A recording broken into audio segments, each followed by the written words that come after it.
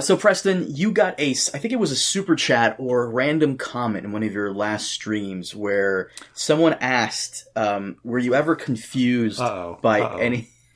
Were you ever confused by anything in the books? Now, you've read the books multiple times, so I get flack for this all the time. At least like one and a half times, at least, you know. I've read, the only things I haven't read is the Dunk and Egg stuff. That's funny that you haven't read those. They're like great. You should do that. I'm deciding whether or not like to do like the graphic novel comic, or just the audiobook. I have to. Yeah, the audiobook's on YouTube. It's read by Harry Lloyd, and he's great. He's great. Just do that. Just like freaking go for a walk with Harry, and you'll be hooked. You'll get through it pretty fast. Oh no, you have high praise for it, so I 110% believe you on that. But the comment was, has any part of the books ever confused you the way it was presented? And I thought that was an interesting. I don't remember you answering that part. I think I did answer it, and I think the answer I gave was, and this is I'm going back to my first time reading the series. And I remember the first time I read the series being confused about who Bran saw in the tower at the very beginning. Because they don't say it's Jaime. They say a man.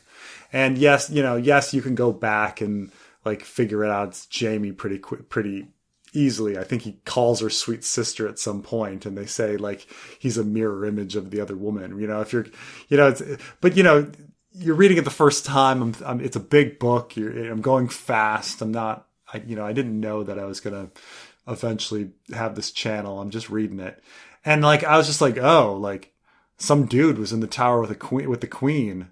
Who's that guy? And like, I'm just going like, and like I'm getting through like half the book, and I'm just like, are they ever going to reveal who that man was? Like, I didn't know it was Jaime. Like, I didn't know it was Jaime. So, yeah, that confused me. And like, it's almost like a little embarrassing that I like went that long. And then I think when Ned died, it took me a couple chapters to kind of realize he died. Like people are kind of like talking about it. I'm like, what? And I remember like paging forward to see like where his next chapter was, and it wasn't there. And I'm like, huh? What? Really? He's dead? He's like the main character? I think that confused me. I think I was confused by Arya's wanderings in a Clash of Kings. Like, I didn't understand the Brave Companions switch to take Harrenhal and who the Brave Companions worked for.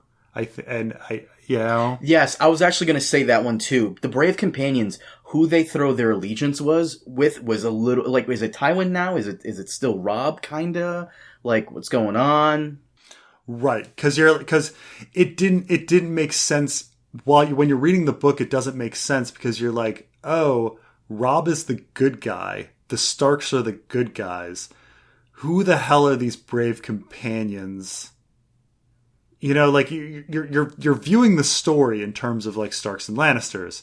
And so you're like, okay, it's like I was getting the fact that like Amory Lorch and the Mountain's Men, like these people work for the Lannisters, and I kind of understood that. And then all of a sudden, like the Brave Companions come in, and you're like, who are these people? Because they're super evil, and it doesn't seem like they'd be the good guys, but they are, but they're aligned with the good guys, So that threw me for a loop. I was very confused at that point. And then trying to think, like, I think the ending of the Battle of the Blackwater was a little confusing for me. Like who won and how. Like, I think at that point you're like, who are the Tyrells? because it's not exactly explained too much. You know, you kind of know that like the Tyrells, like as you go, like Renly is listing off all of these people that support him, but you know, you don't quite, you know, you kind of, you know, Loras, but you're not like, why is this Tyrell family coming in and winning the battle and stuff like that? I mean, keep in mind that like first time reading it, they're throwing names at you. They're throwing houses and names at you left and right. There's like, and you're dealing with hundreds of these names and you're just like, who the fuck is this? What's going on? I think Courtney Penrose, that whole thing and taking of Storm's End was very confusing. Like the Shadow Baby and like where they were. I think that all confused me. I get that. I also agree with you about like certain battles, like one of the battles in the first book. It's told to Catelyn. I remember it being one of her chapters. I don't know like which Catelyn it is. I don't know if it's like 8 or 9, but like it's when Jaime's captured and brought to her. Yeah. And they're explaining, like, well, what happened was, you know, Robb's army was here, and then they tricked Jaime, and, like, I was a little confused by that. I'm one of the type of people where, if you're going to, explain a battle to me, I don't know if you remember this, I was telling you, like, it was, the battle with, in the Stormlands in your fanfic. If you could please, like... Do you remember having this conversation with me? If you could please, like, draw, like, battle lines and, like, where everyone is on the, like... I need to see a map of where everybody is and what happened. Kings and Generals...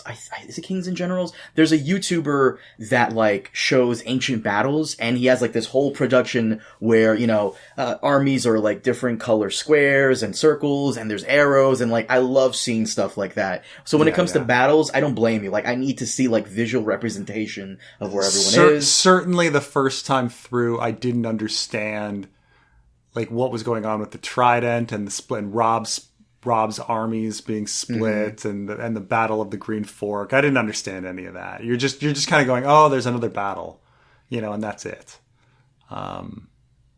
Honestly, it's kind of a blessing for George, I'm sure, because he can just say like, well, Jaime was captured because Robb pulled the maneuver, right. And you know, he can get away with that. And but I get so invested, I need to see like where all the like divisions are, and you know where are the siege weapons, blah blah blah blah. I need to see stuff like that to get like a nice visual representation for it to make sense.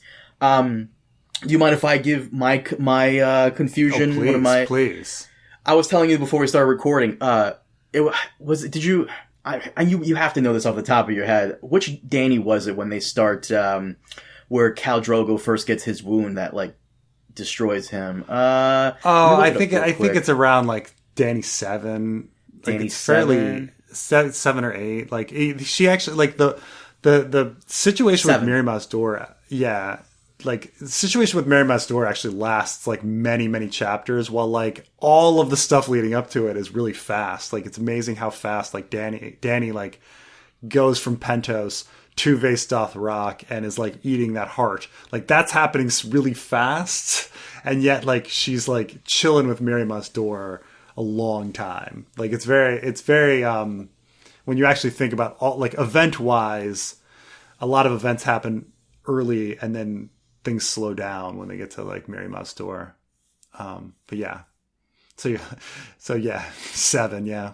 So Dany 7, for me it was confusing because, you know, for those of you who don't know this, because they took this out of the TV show, remember in the TV show, for the people who don't know, when Khal Drogo attacks that town, how do you call them, the Larazine? Lazarine? The Lazarine.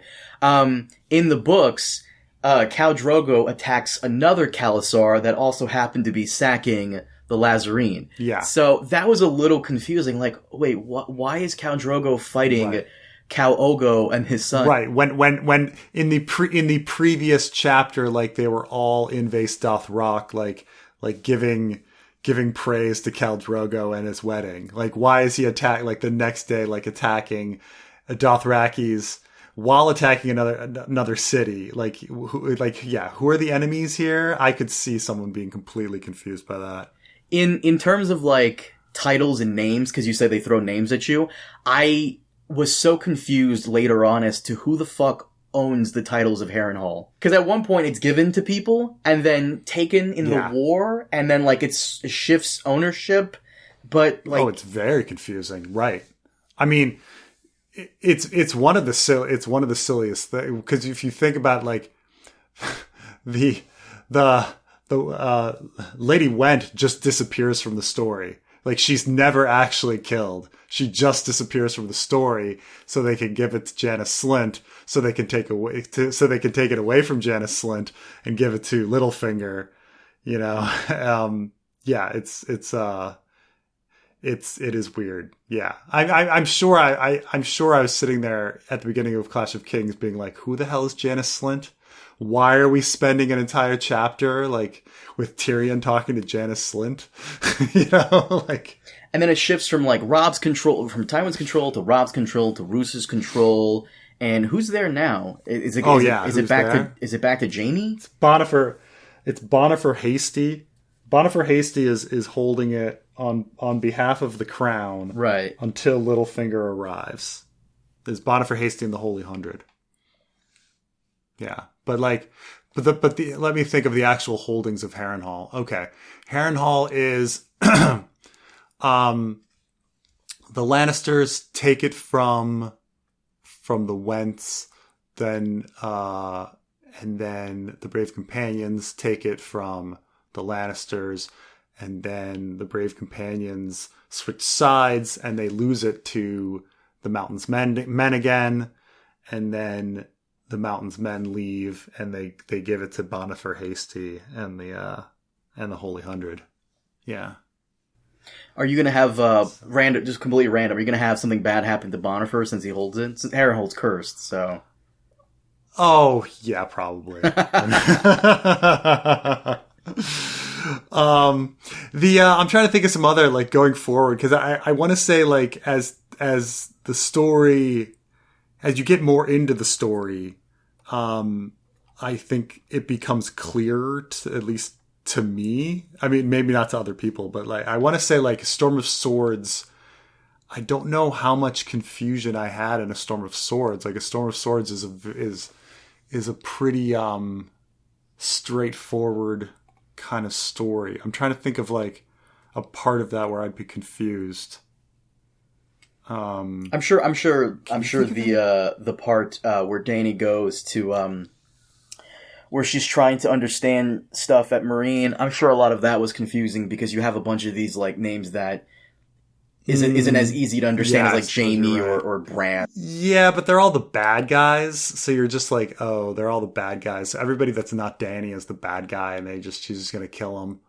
I want to say there was some confusion with like the Catelyn Robb story, where like when the Miraham shows up and he starts like giving like what's going on with the Iron Islands. I don't think I really was getting what was going on. Like Balon dying and Theon being captured. Be like, what? And I think maybe like when Jaime meets up with the Brave Companions again and Rorgan Biter, I was like, who are these people? Wait, what? Because like the Brave Companion, like when you read A Clash of Kings, the Mountain's Men and Amory Lorch and the Brave Companions are kind of just these interchangeable, forgettable groups of like monsters. And so for the Brave Companions specifically to come back in A Storm of Swords, but the other ones, you know, not necessarily. Like, I guess the Mountain's Men do because the Arya and the Hound run into Polliver. And so like remembering who these like individual dudes are, because they start referring to them, they start getting into their individual characters more once you get to A Storm of Swords, rather than just them just being groups. I think at that point you're like, who are these people? Like why is so much time being spent on Urswick the Faithful and Zolo the Fat, and you know, like. Yeah, and I think like it still was confusing by the time I got into Feast, where like Brienne's running into these people, and you're like, what?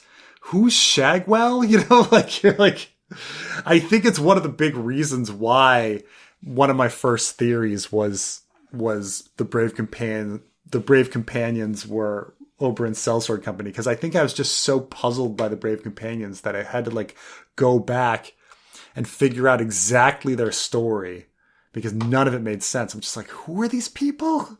Like, what? They're Robb's men, and then they wait, no, they're Tyrion's men. They're Tywin's men, but then they turn to Robb, but then they turn back. You're just confused. Yeah. The other thing I would say, just completely, aside from the main series, and I don't blame anyone for this, because, you do need an actual family tree. All the Targaryens in Fire and Blood, beyond the Conqueror and, the first couple of rulers. So when we get to Jaehaerys, he has so many sons and daughters that you almost have to, you have to look at a family tree to keep track of it all. Because there's a lot of there's a lot of Aeons and Rars, and like there's a lot of stuff like that, and you really have to pay attention or have like a drawing of a family tree to keep up with it. And he alters the family tree for that book, so you can't like go on based on like previous memory. I think there was also a time early, like maybe after my first read, I didn't really understand that the Dance of the Dragons was different from the Blackfire Rebellions. I thought like the Dance of the Dragons was like another Blackfire Rebellion. Like, same problem, How many Blackfire Rebellions did it end up being? Like 3? It depends how you count, but it's like 5. It depends if you count the War of the Ninepenny Kings as one of them, but I think it's maybe it's 6, because you don't really hear about like the details of the later ones. We essentially know about the second one because that's in the Dunk and Egg stories, and you kind of know about the first one because of the stories about it. But then like the later ones are just kind of mysteries. But let me see here. Let me actually like look it up. It's